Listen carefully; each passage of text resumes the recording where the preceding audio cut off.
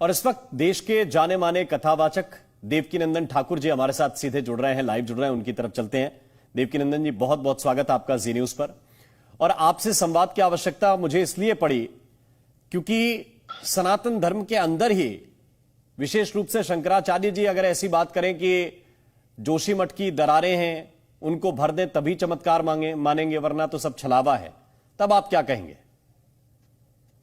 देखिए, जगत गुरु जी हमारे लिए सम्माननीय है, आदरणीय है, सनातन धर्म के लिए सबसे बड़े पूजनीय है। इसलिए मैं उनके विषय में तो कुछ नहीं बोल पाऊंगा। तो मैं आपके चैनल पे उनसे सिर्फ क्षमा मांग सकता हूं, और क्षमा मांगकर सिर्फ इतना ही कहूंगा कि वो हम सबके लिए मार्गदर्शक हैं और हमें मार्ग दिखाएं कि हम लोग अपने सनातन को कहां से लेके कैसे चलें और अपने सनातन को आगे बढ़ाएं। उनके लिए मैं उनके किसी भी प्रश्न पर मैं उत्तर नहीं दे सकता, क्योंकि मैं बहुत छोटा सा नादान सा बालक हूं। ठीक, और कुछ पूछिए। जी, स्वाभाविक है कि जो वरिष्ठ हैं, जो गुरु हैं, उनके संदर्भ में सनातन धर्म इस बात की इजाजत नहीं देता कि हम अवज्ञा करें।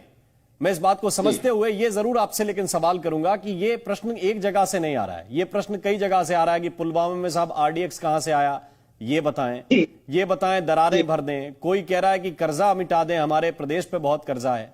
ऐसे जब सवाल आते हैं तो आपके मन में क्या आता है? मुझे भी एक प्रश्न करना है आपसे। ये कर्जा आया किसकी वजह से? जी, आप चमत्कार की बात करते हो, हमारे शास्त्रों में क्या चमत्कार नहीं है, मुझे बता दीजिए। हनुमान चालीसा का हम लोग पाठ करते हैं, क्या गीता में क्या नहीं है, ब्रह्मवर्धक पुराण में क्या नहीं है, हमारे वेदों में क्या नहीं है? ये हमारे इतने अच्छे पुराण है, इन पुराणों में, वेदों में ये सारी चीजें हैं, शक्तियां हैं। हमारे यहाँ 64 कलाएं होती है। हमारे यहाँ ऐसा क्या है जो हम नहीं कर सकते? हमारे यहाँ तो इतिहास में ऐसा है कि हम लोग इसी पृथ्वी से, हमारे ऋषि मुनियों के तप के प्रभाव से हम लोग गए हैं, भगवान के स्वर्ग तक गए हैं। दशरथ जी के विषय में ये बताया गया है कि देवराज इंद्र की सहायता के लिए वो देवासुर संग्राम में सम्मिलित होने के लिए वहां गए थे जी, युद्ध उन्होंने किया था। पर प्रॉब्लम यह है कि जब कोई संत चमत्कार करता है तब तो उनको तकलीफ होती है, लेकिन जब कोई फादर करता है, जब कोई मौलवी जी करते हैं, तब मुझे पता नहीं तब ये कब से हो रहे हैं। बड़े बड़े चैनलों पर वो जादू दिखाए गए, वो चमत्कार दिखाए गए, तब तो कोई नहीं बोलता था। लेकिन आज जब एक हनुमान जी का सहारा लेकर मेरा छोटा भाई बागेश्वर धाम वाले महाराज जी, अगर कोई इतना कर क्या रहे हैं, किसी से पैसे मांग रहे हैं, किसी को ठग रहे हैं, किसी से कुछ रुपए दिल मांग रहे हैं क्या? अगर कोई व्यक्ति दुखी है, अगर दुखी व्यक्ति जाकर उनके दरबार में जाता है, वो हनुमान जी से प्रार्थना कर देते हैं, उनकी अर्जी लगा देते हैं। और हनुमान चालीसा में लिखा ही है, भूत पिशाच निकट नहीं आवे, महावीर जब नाम सुनावे, संकट कटे मिटे सब पीरा, हनुमत बलबीरा। जिनको निष्ठा है उनका इलाज है, और जिनकी निष्ठा नहीं है उनके लिए तो कुछ कहा ही नहीं जा सकता। आप मौलवियों को देखिए, आप झाड़ फूस के सबसे ज्यादा काम कौन करता है?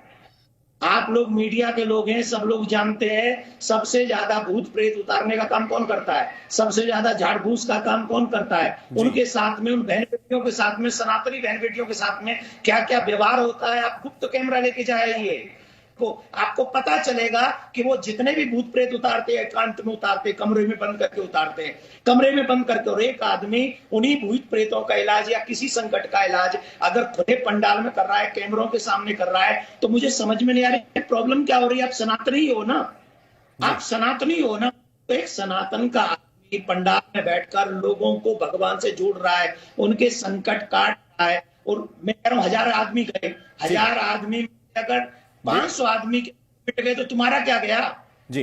तुम्हारे जनता सुखी हुई ना। देवकीनंदन, लेकिन छत्तीसगढ़ के जैसे मुख्यमंत्री भूपेश जी, वो कह रहे हैं कि ये तो जादूगरी हो गई, और सिद्धियां तो संतों के पास होती हैं, लेकिन उनका प्रदर्शन इस तरह से नहीं करना चाहिए, इससे जनता के बीच भ्रम उत्पन्न होता है। नहीं, आप सनातन को भ्रम कहेंगे, और जो वो फादर करते वो कितने यूट्यूब चैनल पड़े हुए। मैंने कल एक ट्वीट किया इस संदर्भ में, पहला ट्वीट, और मेरे ट्वीट के कमेंट में इतने लोगों ने ऐसे वीडियो डाले, आप जाके चेक कर लीजिए जी। और वो सारे फादर की और नहीं है, वो तो ऐसी जगह के जो मैं बोल नहीं सकता आपको। वो जल कहीं लगा रहे हैं, पहुंचा कहीं और रहे। वो अंधविश्वास नहीं है। उस अंधविश्वास पे क्यों उंगली नहीं उठाएंगे? क्योंकि वो सनातनी नहीं है, वो संत नहीं है, वो महात्मा नहीं है। संतों को तो चमत्कार का प्रदर्शन नहीं करना चाहिए, लेकिन फादर अगर कोई आ जाए तो फिर हम मुंह कम करो की बात, हम फिर मुंह हो जाएंगे। ये तो बात ठीक नहीं है ना कि सनातन को आप टारगेट करेंगे। क्यों कर रहे हैं आप सनातन को टारगेट? एक 27 साल का महात्मा, एक 27 साल का कथाकार, देश की इतनी जनता का दुख दूर कर रहा है, आपको तकलीफ क्या हो रही है भाई? तुमको नहीं बुला रहा है, तुमको नहीं बुला, तुम मत जाओ। तुम्हें विश्वास नहीं है तो मत जाओ, और जिनको विश्वास है अगर वो उनका कष्ट दूर कर रहे हैं तो मुझे क्योंकि वो सनातनी है, क्योंकि वो एक साधु महात्मा सनातन से आता है, इसलिए आप कुछ भी करेंगे। मेरी समझ से सनातन पर प्रहार है, और जो लोग सनातन पे इतनी इजिली प्रहार करते हैं, मैं दावा करता हूं अगर यही कोई अदर धर्म के ऊपर करके दिखा दे तो मैं दावे से कह सकता हूं वो जहां है ना वो वहां वो सुरक्षित नहीं रह सकते। हमारे सामने कन्हैया लाल लेकिन देवकीनंदन ठाकुर जी, एक प्रश्न ये भी सामान्यता उसी सोशल मीडिया पे पूछा जा रहा है कि कथा तो देवकीनंदन जी भी सुनाते हैं, बड़ी सुंदर सुनाते हैं, आपके सानिध्य में धीरेन्द्र कृष्ण शास्त्री को भी कथा करते हुए लोगों ने सुना है, वो भी बड़ी सुंदर सुनाते हैं, लेकिन ये दिखाने की क्या आवश्यकता है? भाई कथा सुनाइए, भगवान की बात लोगों तक पहुंचाइए, बड़ा अच्छा काम आप लोग करते हैं। नहीं, मुझे याद है मैं बागेश्वर धाम में, अब मुझे मालूम है कि जब मैं शायद 1-1.5 साल पहले की बात है, मैं खुद गया था। मुझे मेरे छोटे भाई ने, अनुज ने मुझे कहा कि आप बालाजी को कथा सुनाइए। मैंने बागेश्वर धाम को बालाजी महाराज को कथा सुनाई और वहाँ बहुत बड़ी संख्या में लोग आए। और उसके बाद में हमारे जो छोटे अनुज भैया हैं बहुत अच्छा कार्य कर रहे हैं, कथा भी तो सुनाते हैं, राम कथा को सुनाते हैं, भागवत कथा को सुनाते हैं, लेकिन 7 दिन कथा सुनाते हैं, 9 दिन कथा सुनाते हैं।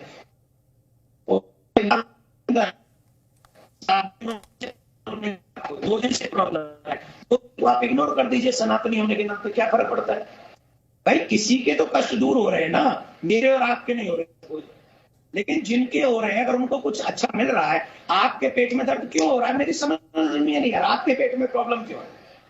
ठीक है, लेकिन एक सब उन लोगों से जो क्वेश्चन कर, जी जी जी, जो प्रश्न उठा रहे हैं ना, उनसे व्हाट इज योर, आपकी प्रॉब्लम क्या है?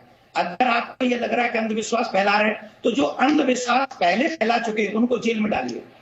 मैं अपने छोटे भाई को कहूंगा कि आज के बाद वो दरवाजा, मुझे विश्वास है जिस दिन मैं मत कह दूंगा वो मान जाएंगे जी, जिस दिन मैं मना कर दूंगा उस दिन वो मान जाएंगे। लेकिन मेरी चुनौती है कि पहले वो लोग जो उन्हें कह रहे हैं अंधविश्वास फैला रहे हैं, पहले उन लोगों पे कार्रवाई करवाएं जिन लोगों ने ऑलरेडी अंधविश्वास फैला रखा है, जिन्हें वाकई वो अंधविश्वास है, ये अंधविश्वास नहीं है, ये तो हनुमान जी की कृपा है।